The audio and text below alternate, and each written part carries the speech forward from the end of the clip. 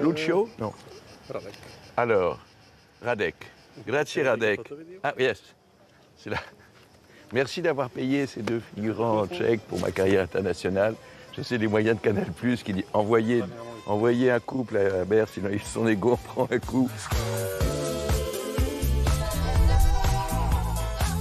Feels like the first time I made time in a minute. Rock with it, I'm in attendance. How could we pair feelings aside? I gotta match the fires to the flame. The feelings just gotta dip it round and round with me. The baby don't mind spinning. Il cadre où? Il faut que je rentre mon ventre ou pas? Ça y est, après 40 ans, hein, après 50, j'en parle même pas. Après, oh la vache. Vous avez une ville, vous avez de l'air, vous avez des canaux. Vous me foutez sur une vieille chaise dans une... Mais en fait, je comprends pas pourquoi on fait des interviews dans cet endroit. Mais c'est idiot. Mais pourquoi vous voulez pas qu'on aille sur un vieux mur? Ah, mais sinon, on va marcher, on va... Allez, venez. Parce que là...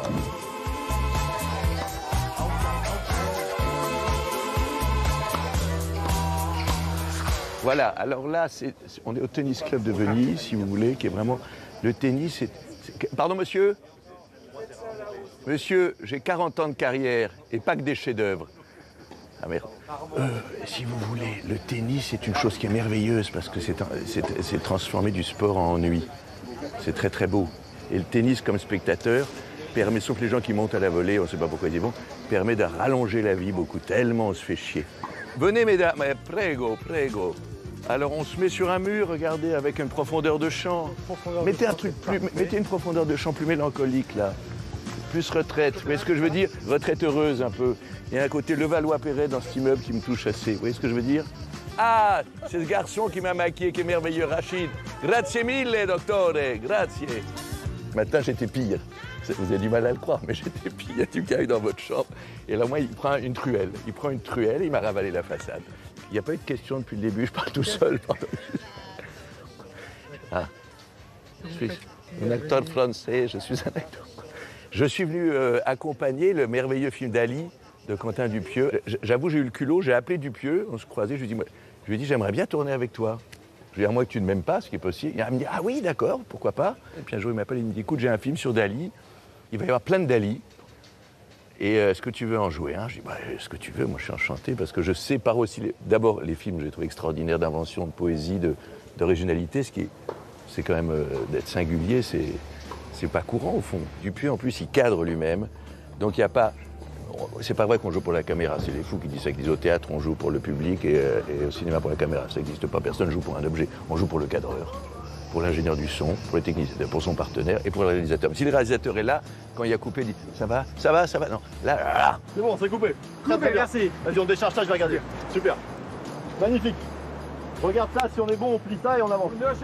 Et il y a quelqu'un qui, derrière sa caméra, est dans un enthousiasme, mythique, légendaire, il est là. Bon, c'est merveilleux, quoi, donc il nous galvanise. La Mostra, c'est la première fois. Oui.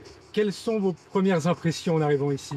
Moi, j'avais envie de me barrer dans un bar à Venise, mais c'est parce que si on résume un festival à un hall d'hôtel avec des gens qui sont habillés, on a l'impression que tout se réduit à une montée des marches, à une robe, à des bijoux et à des followers. Donc là, on travaille, ne nous le cachons pas, mais c'est intéressant parce qu'on parle de ce film-là.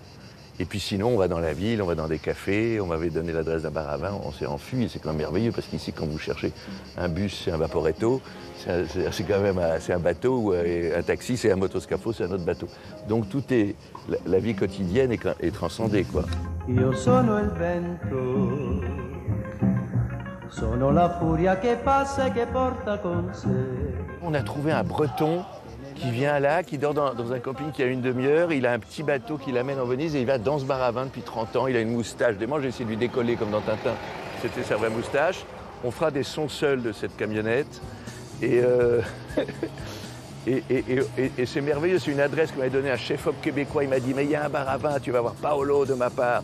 On est arrivé, je parle pas un mot d'italien, ça c'est une souffrance quand on aime bien les comptoirs. Tout à coup, c'est constitué un petit groupe de gens et il a fermé, comme vous savez, quand on dit on continue derrière le rideau de fer. C'est un petit rêve de découverte de ville, un peu, c'est pas les surréalistes, c'était les situationnistes, ils disaient qu'il faut, pour découvrir une ville, il faut partir au hasard, un verre à la main.